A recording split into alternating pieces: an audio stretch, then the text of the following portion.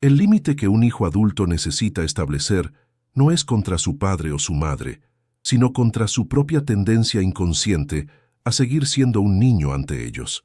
Es la delgada línea entre la gratitud y la sumisión, entre el amor y la culpa, entre la lealtad y el encarcelamiento. Durante la juventud, la necesidad de aprobación moldea cada gesto. El hijo quiere ser visto, aceptado, comprendido, pero cuando llega la madurez, ese mismo deseo puede convertirse en una cadena invisible.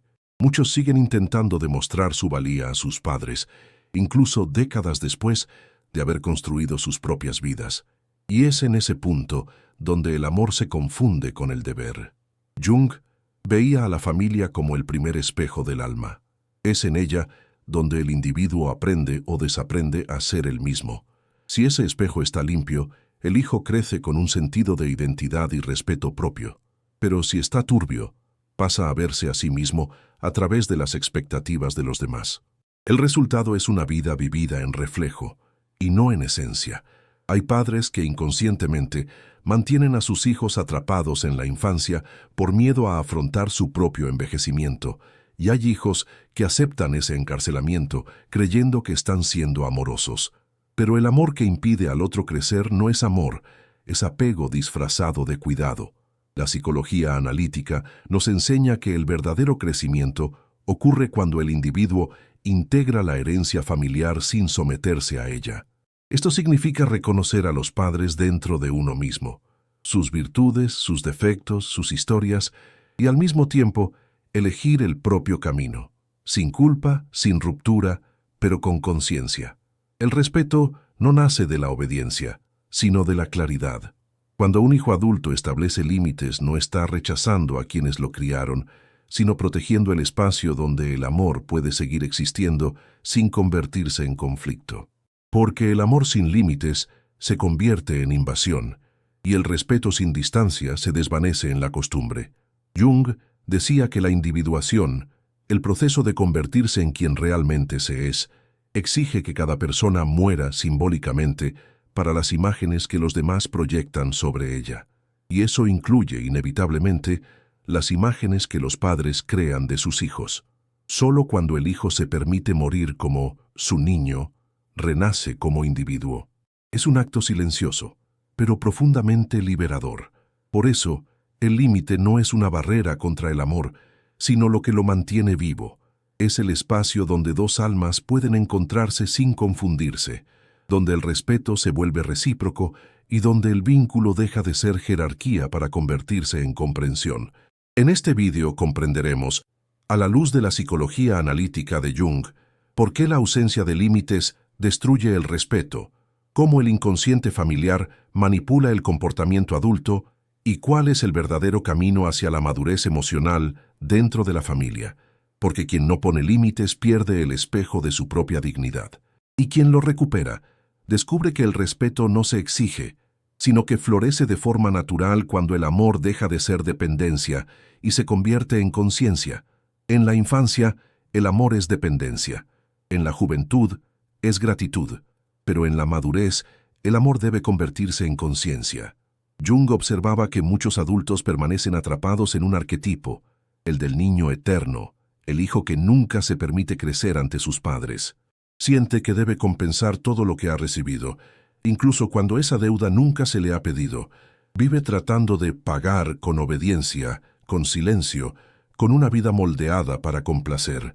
El niño eterno es aquel que, incluso con canas, sigue buscando la aprobación que un día le fue negada.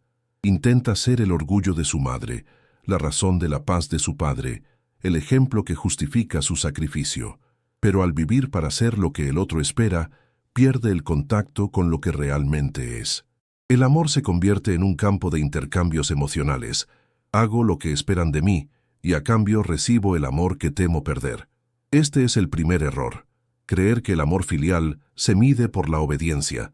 La lealtad emocional excesiva crea una prisión invisible, una cadena hecha de afecto y miedo.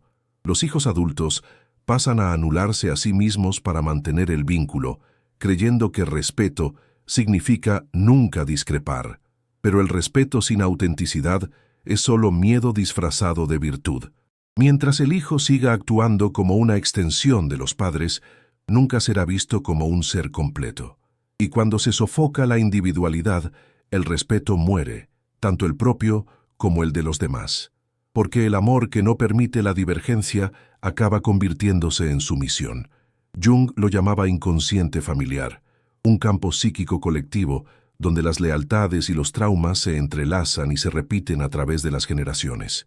Un hijo que vive para compensar a sus padres sin darse cuenta, perpetúa el mismo patrón de aprisionamiento que un día lo formó. Es el adulto que nunca llega a serlo de verdad, y el padre o la madre que, inconscientemente, teme perder el protagonismo en el destino de sus hijos. Romper este ciclo requiere valentía, valentía para ver a los padres como seres humanos, con miedos, debilidades e historias sin resolver, no como dioses que deben ser venerados, ni como acreedores eternos de una deuda imposible de pagar. Esta percepción marca el comienzo de la verdadera madurez emocional. Jung decía que nadie se vuelve consciente sin dolor, y de hecho, es doloroso admitir que el amor idealizado debe morir para que el amor real pueda nacer. El hijo que despierta a esta verdad debe atravesar la culpa, esa voz interna que susurra, «Estás siendo desagradecido». Pero la gratitud genuina no consiste en sacrificarse, sino en honrar lo que se ha recibido, transformándolo en algo vivo dentro de uno mismo. Hay un momento en el que hay que devolver a los padres lo que es suyo, los sueños, los miedos, las expectativas, y recoger lo que es tuyo, el derecho a elegir, a equivocarte, a ser diferente. Este es el gesto simbólico que rompe la ilusión de la deuda, porque el amor maduro no exige, solo reconoce. El límite, por lo tanto, es el punto en el que la conciencia dice, «Te quiero, pero no voy a seguir viviendo en función de tus expectativas». Es el instante en que el hijo se levanta, no para alejarse, sino para mirar a los ojos de sus padres de igual a igual, como alguien que ha aprendido a amar sin necesidad de someterse. Este es el primer paso del verdadero respeto, cuando el amor deja de ser una compensación y se convierte en una elección. Cuando el hijo comprende que el mayor regalo que puede hacer a sus padres no es la obediencia, sino su propia libertad. La sombra, según Jung, es el conjunto de todo lo que negamos en nosotros mismos, los impulsos, los resentimientos, los deseos y los dolores que intentamos ocultar incluso a nuestra propia conciencia. En las relaciones familiares, esa sombra no desaparece, solo cambia de forma. A menudo se manifiesta en pequeñas humillaciones, críticas disimuladas, silencios que transmiten desprecio. Es esa mirada que menosprecia, la palabra que hiere sin ser dicha, el tono de voz que hace que el otro se sienta pequeño. En las familias donde no hay límites claros, la sombra se alimenta del afecto. El amor se convierte en excusa para la invasión y la cercanía se convierte en territorio de manipulación emocional. Cuando un hijo no pone límites, se convierte en espejo de la sombra de sus padres, y viceversa. La madre controladora proyecta en su hija su propia inseguridad. El padre autoritario descarga en su hijo el miedo a envejecer, el miedo a perder el poder, y el hijo inconscientemente acepta el papel de chivo expiatorio, el que carga con el peso emocional de la familia para preservar la apariencia de armonía. Pero el precio de esa paz es alto. Se construye sobre el silencio, sobre la negación del propio yo, y el silencio, con el tiempo, se convierte en resentimiento. El respeto se disuelve porque no hay reciprocidad, hay jerarquía emocional. Uno ama para ser aceptado, el otro domina para no sentirse frágil. Jung afirmaba que el encuentro con la sombra es el momento decisivo de la maduración humana. Mientras el individuo huye de lo que niega en sí mismo, permanece atrapado en las proyecciones de los demás. Cuando un hijo no se enfrenta a su propia sombra, el miedo a decepcionar, la necesidad de ser amado, el pavor a confrontar, se convierte en escenario del inconsciente de sus padres. Todo lo que ellos no resuelven en sí mismos se escenifica a través de él. Por eso, poner límites es más que un gesto de autonomía, es un acto de iluminación interior. Jung decía, no se alcanza la iluminación imaginando figuras de luz, sino tomando conciencia de la oscuridad. Decir no es traer luz a lo que estaba oculto, es interrumpir el ciclo de repeticiones que transforma el amor en sumisión. El hijo que aprende a respetarse a sí mismo deja de ser el espejo de la sombra ajena y comienza a reflejar su propia conciencia. Este proceso, sin embargo, es doloroso. La sombra no soporta ser expuesta. Cuando un hijo establece límites, los padres pueden reaccionar con ira, ofensa o victimización. Pero esta reacción es solo la resistencia natural del inconsciente al cambio. La sombra lucha por mantenerse en la oscuridad, y el límite es el primer rayo de luz que rompe ese velo. El respeto, en este punto, no es inmediato, se reconquista. Primero viene el conflicto, el distanciamiento, el silencio incómodo. Luego, si hay madurez por ambas partes, nace el reconocimiento, porque el alma, cuando madura, entiende que el amor no se mide por la obediencia, sino por la verdad. El hijo que se respeta obliga a los padres a ver sus propias heridas, a darse cuenta de dónde el amor se convirtió en posesión, donde el cuidado se convirtió en control, y, paradójicamente, es en esa incomodidad donde madura el verdadero amor, porque solo hay respeto cuando ambos tienen el valor de verse sin máscaras, el padre sin la armadura de la autoridad, la madre sin el manto de la culpa, el hijo sin la necesidad de complacer. El límite es, por lo tanto, el encuentro con la sombra en uno mismo y en el otro. Es el instante en el que se rompe la ilusión de la armonía perfecta para que nazca una relación real, hecha de verdad y humanidad. Cuando el hijo reconoce su propia sombra y decide no seguir viviendo a la sombra de sus padres, da el primer paso hacia la libertad interior. Y es en ese momento cuando el respeto, antes perdido, comienza a renacer, ya no sustentado por el miedo, sino por la autenticidad. Porque el amor que sobrevive a la luz de la conciencia es el único que perdura. Muchos confunden límite con distanciamiento, pero el límite, en realidad, es la forma más elevada de amor. Dice silenciosamente, quiero amarte sin destruirme.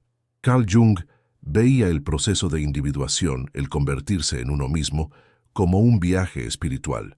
Y pocos viajes son tan exigentes como separarse psicológicamente de la imagen de los padres. No se trata de una ruptura, sino de una integración.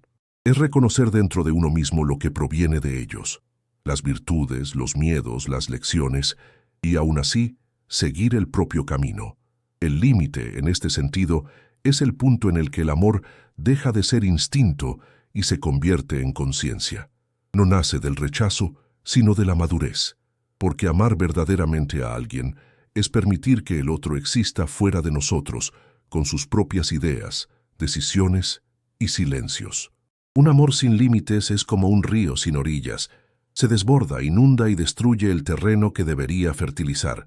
Cuando un hijo dice no, no está rompiendo el vínculo, sino afirmando su propia existencia. Es el gesto simbólico de quien salió del útero emocional y aprendió a respirar por sí mismo.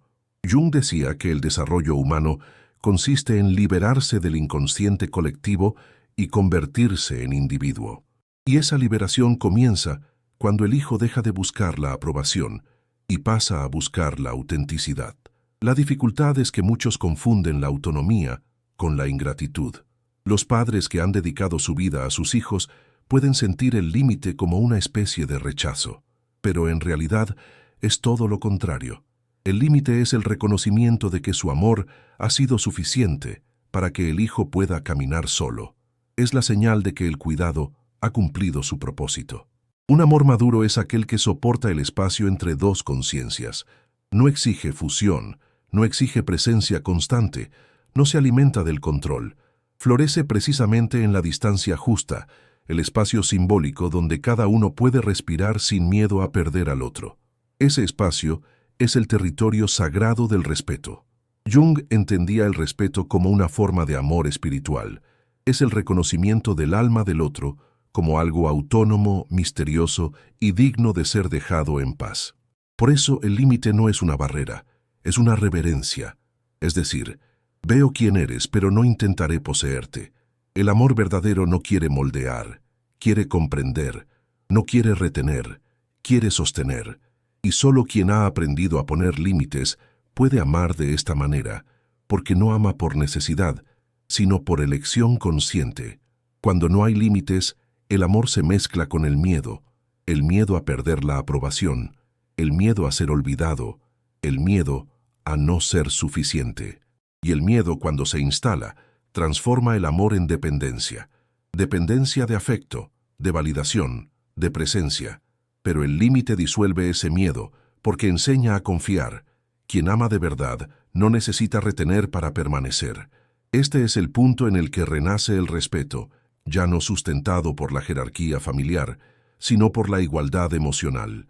El hijo deja de ser solo el hijo y se convierte en una persona frente a otra. El padre y la madre dejan de ser autoridades absolutas y pasan a ser seres humanos con sus propias historias. Entonces surge un nuevo tipo de amor, un amor entre adultos conscientes que no se imponen, solo se reconocen. Jung creía que toda relación sana necesita una distancia simbólica, un espacio psíquico donde cada ser pueda seguir creciendo. Sin ese espacio, el amor se pudre bajo el peso de las expectativas. Con él, el amor madura, gana profundidad, serenidad y respeto. El límite, por lo tanto, es la forma más pura de gratitud, porque honra todo lo que se ha recibido, pero también honra el derecho a seguir adelante. Decir no con amor es lo mismo que decir gracias con madurez. Ese es el límite que preserva el respeto, el espacio donde cada uno es libre de ser quien es, sin culpa, sin deuda y sin miedo a perder el amor. La culpa es el más silencioso de los manipuladores. No grita, no exige, solo susurra, y es precisamente por eso que es tan peligrosa. Los hijos adultos suelen cargar con una culpa inconsciente por no cumplir con las expectativas de sus padres, especialmente cuando éstos envejecen. Es una culpa que se infiltra en las decisiones más simples: visitar menos, discrepar, elegir otro camino, priorizar la propia paz. Cada elección viene acompañada de un pensamiento oculto: estoy siendo egoísta. Pero en realidad, esa culpa es el veneno que corroe el respeto. Porque donde hay culpa, no hay libertad. Y donde no hay libertad, el amor se convierte en obligación. Jung afirmaba que la culpa es un signo de desequilibrio entre el consciente y el inconsciente. Surge cuando el individuo actúa en contra de su propia alma para complacer a otro, cuando se traiciona silenciosamente para preservar el vínculo, y al hacerlo, pierde su integridad, y con ella, el respeto de todos los que le rodean. Muchos hijos confunden el amor con el sacrificio. Creen que cuidar es lo mismo que renunciar a sí mismos, pero cuando el cuidado nace de la culpa, deja de ser un gesto de amor y se convierte en penitencia. La presencia pierde autenticidad, las palabras pierden verdad, la relación pasa a sostenerse por un hilo de miedo, el miedo a decepcionar, el miedo a ser visto como ingrato, el sentimiento del deber, cuando se distorsiona, sustituye al afecto genuino. Lo hago porque debo, y no porque quiera. Me quedo porque me siento culpable, y no porque elija estar aquí. Este tipo de amor aprisiona a ambas partes, al que culpa y al que es culpable. Es un amor condicionado, que se alimenta de la necesidad de reparar algo que tal vez nunca se haya roto.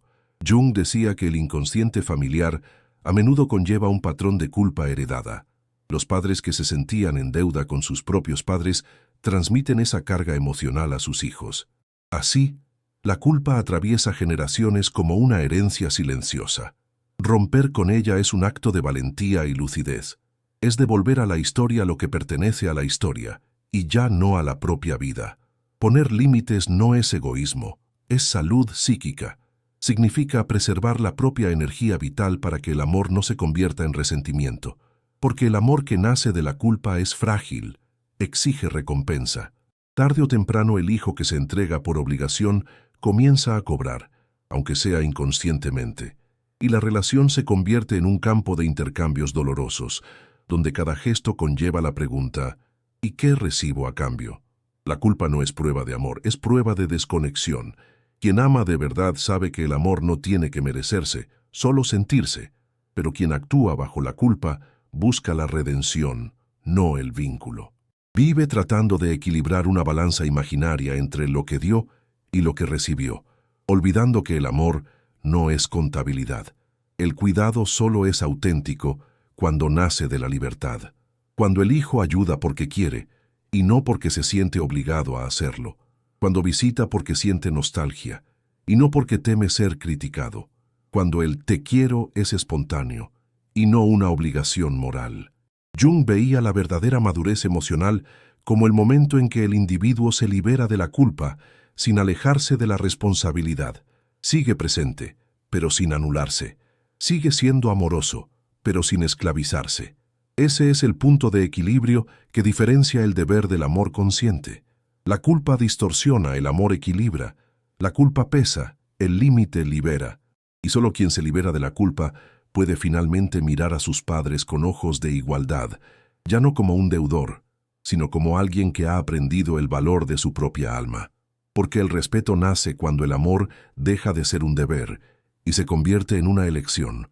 Y no hay elección más hermosa que permanecer al lado de quien se ama por voluntad propia, no por miedo, no por culpa, sino por conciencia. La individuación es el punto central de la psicología de Carl Jung. Es el proceso de convertirse en un todo, de reunir todas las partes dispersas del ser e integrar lo que se ha heredado sin perderse en ello. Es el camino del alma hacia la autenticidad, el momento en que la persona deja de ser un reflejo del mundo exterior y comienza a actuar guiada por su voz interior. Y en ninguna relación este proceso es más desafiante y necesario que en la relación entre padres e hijos. Un hijo adulto necesita nacer dos veces, una biológicamente y otra psicológicamente. El primero lo trae al mundo, el segundo lo trae a sí mismo. Este segundo nacimiento es silencioso, pero profundo. Ocurre cuando el hijo deja de vivir como una extensión de sus padres y comienza a vivir como una expresión de sí mismo. Es cuando la lealtad ciega da paso a la conciencia, y el amor deja de ser sumisión para convertirse en presencia madura. Durante años, muchos siguen intentando inconscientemente realizar sueños que no son los suyos.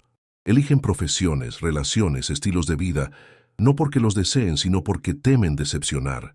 Creen que solo serán amados si cumplen con las expectativas de sus padres. Pero Jung recordaba, aquello a lo que nos resistimos persiste. Cuanto más intentamos alejarnos de nuestros orígenes sin comprenderlos, más nos dominan. La verdadera liberación solo se produce cuando integramos el pasado, en lugar de negarlo. Individualizarse es, por lo tanto, un acto de reconciliación interior. Es reconocer lo que proviene del linaje, las virtudes y las heridas, y elegir lo que permanecerá dentro de uno mismo. No se trata de rechazar a los padres, sino de cerrar un ciclo. Es mirarlos con amor y decir, ahora sigo mi propio camino. Ese es el único límite esencial, el de la conciencia, el punto exacto en el que el amor deja de ser instintivo y se vuelve lúcido. A partir de ahí, el respeto surge de forma natural, porque nace de la claridad y no de la obligación. Los padres respetan a los hijos que se respetan a sí mismos, y los hijos respetan a los padres que aceptan su libertad. La relación deja de ser jerárquica y se convierte en un intercambio entre dos almas maduras, unidas no por necesidad, sino por comprensión. Jung afirmaba que el mayor objetivo de la vida no es la perfección, sino la totalidad. Y la totalidad solo es posible cuando el individuo se acepta íntegramente, incluso en las partes que ha heredado y en las que ha decidido transformar. Muchos hijos pasan la vida tratando de ser lo contrario de sus padres, creyendo que eso es liberación. Pero la verdadera individuación no es oposición, es integración. Quien rechaza demasiado sigue atrapado. Quien acepta con conciencia se libera. El respeto, dentro de la familia, nace de esa aceptación madura, no de la obediencia ni de la rebeldía, sino del equilibrio. Cuando el hijo encuentra su centro, ya no necesita demostrar nada, no necesita justificarse ni desafiar.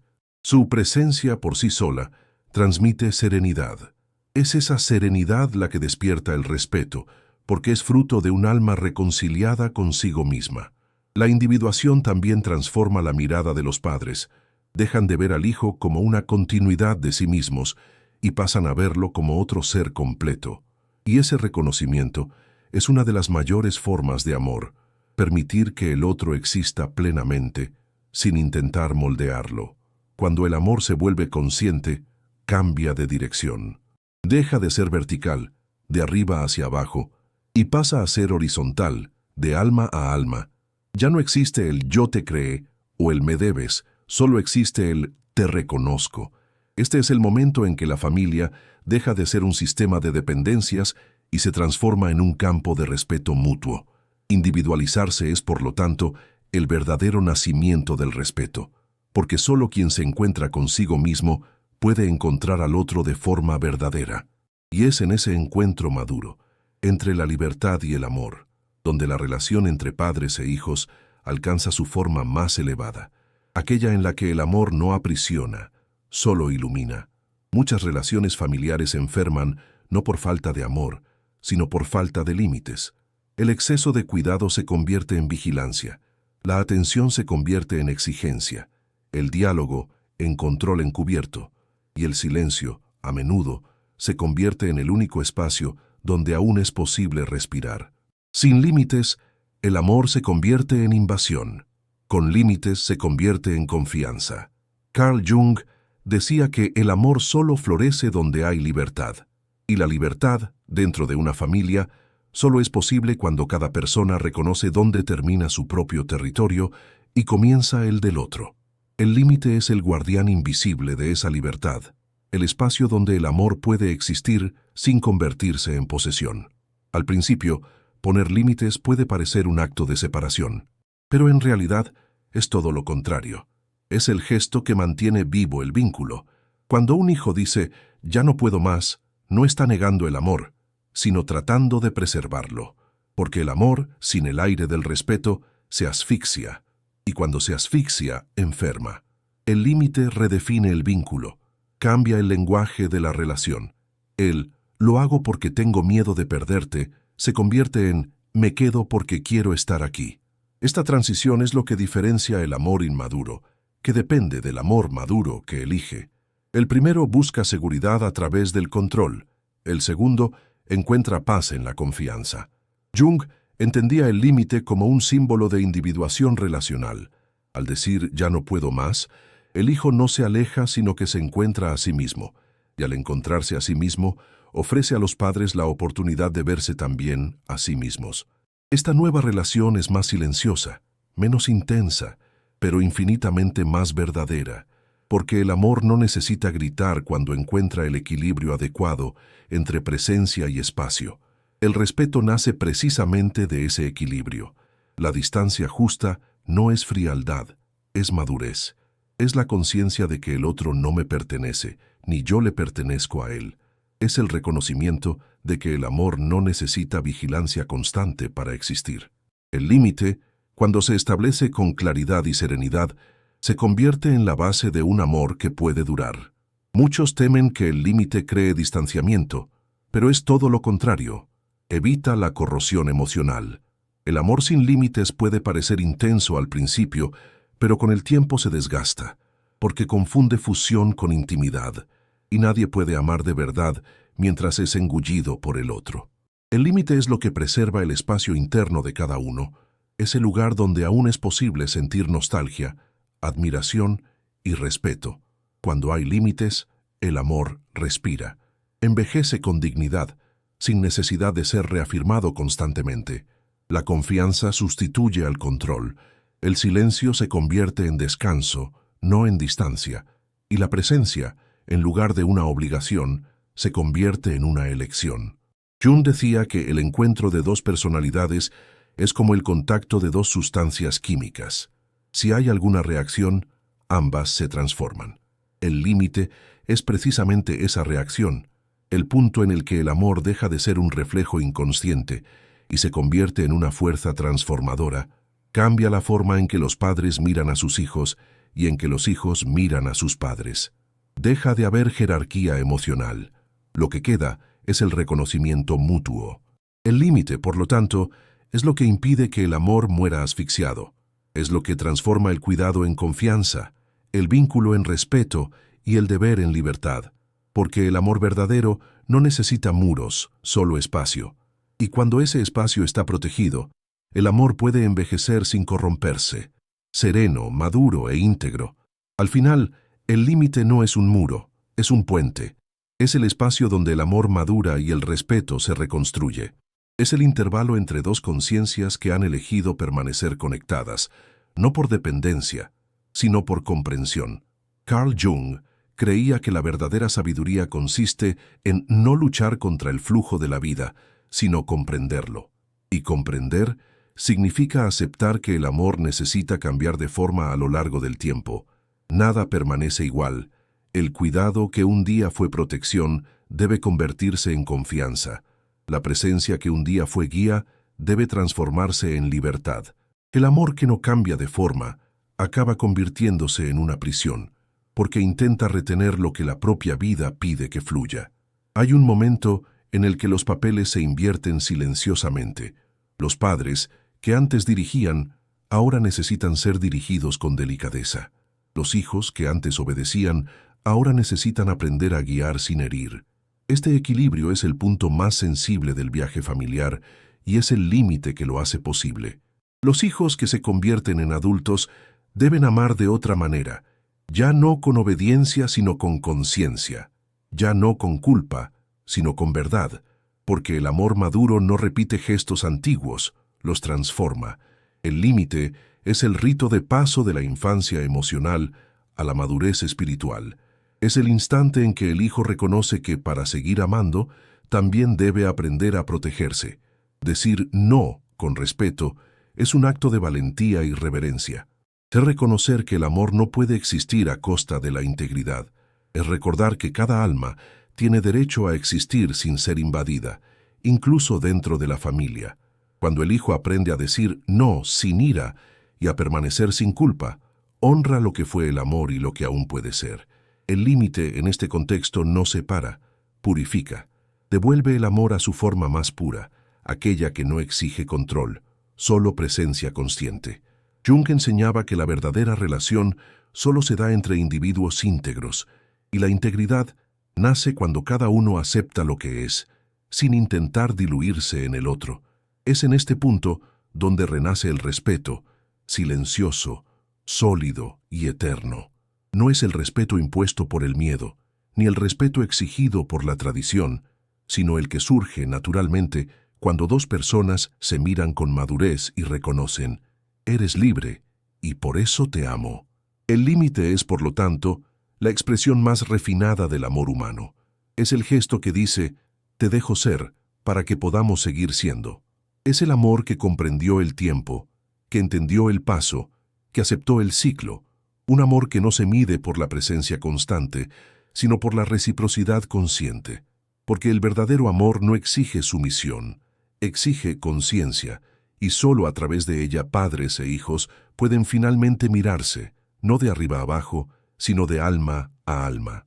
En esa mirada no hay culpa, ni deuda, ni jerarquía, solo hay gratitud, la forma más silenciosa y profunda de amor que existe.